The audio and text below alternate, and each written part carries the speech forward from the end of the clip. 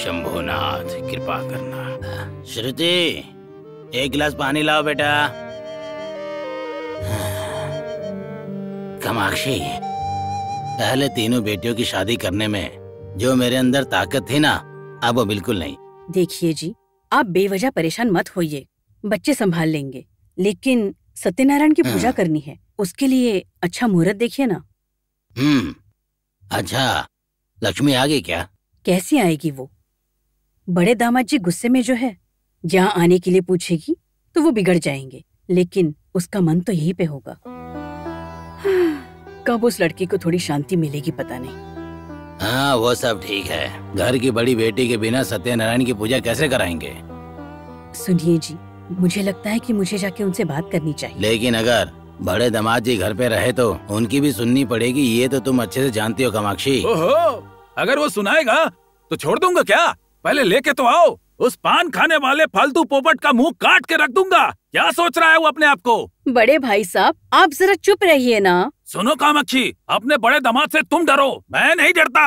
मैं वीर हूँ, सच्चा वीर हूँ, मैं कोई कायर नहीं हूँ। आप जब तक इस घर में रहेंगे हम लोग घुट घुट के मरेंगे।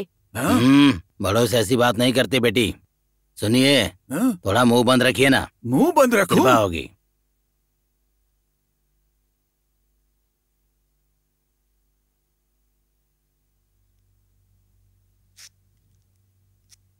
लक्ष्मी, आइए पापा, आइए माँ, बैठिए ना। बड़े दामाद जी हैं क्या? बाहर गए हैं। ठीक है।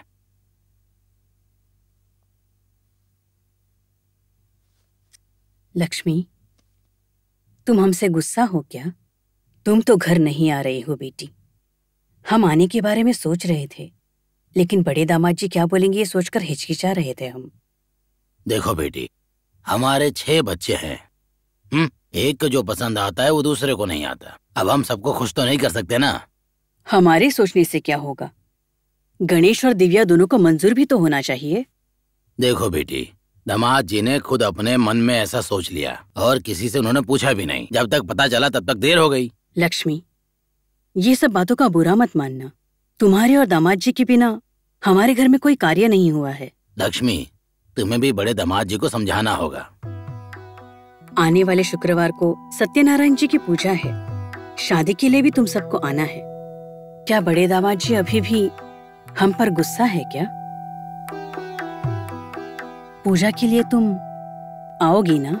समझती हूँ माँ, लेकिन उनकी अनुमति के बिना मैं कैसे आ सकती हूँ? लेकिन उस वजह से आप सत्यनारायण की पूजा रद्द मत कर देना।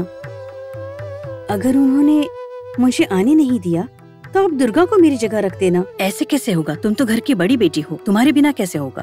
बाकी सारी तैयारी हो गई क्या? वो सब तो चल रहा है। एक तरफ तुम्हारा पति गुस्सा है और दूसरी ओर वो दूसरे दामाद किशोर दामाद जी भी हमसे खफा है। तुम ही बताओ, इस बुढ़ापे में हमें क्या क्या सहना होगा?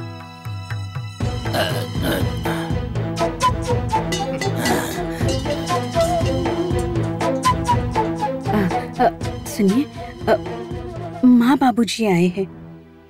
हमें चाहे कितना भी गुस्सा आया हो, घर में आए मेहमान के साथ इस तरह से व्यवहार तो नहीं करते। शुक्रवार को सत्यनारायण जी की पूजा है। ये बताओ तो फिर मैं क्या करूं? मैं भी तुम्हारे साथ जाकर के पूजा में बैठूं? दामाद जी, वो दोनों बच्चे हैं, उनकी अपनी इच्छा है। हम तो बड़े हैं ना, हमें उनकी इच्छा समझनी चाहिए। गणेश को आप लोगों ने इच्छा अनुसार करने दिया, आपकी गलती। दामाद जी, वो बात रहने दीजिए। वो क्या है कि पूजा के लिए आप चाहें तो अपनी बेटी को पूजा के लिए घर ले जा सकते हैं। आपके घर में अब से कोई भी फंक्शन होगा, ये नरसिम्हा कभी नहीं जाएगा। हटो।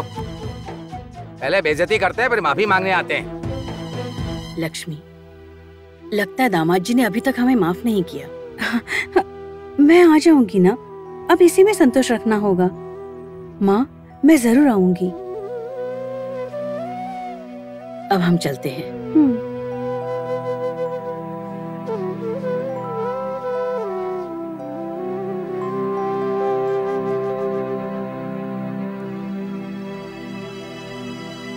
ए लक्ष्मी, अंदर आ।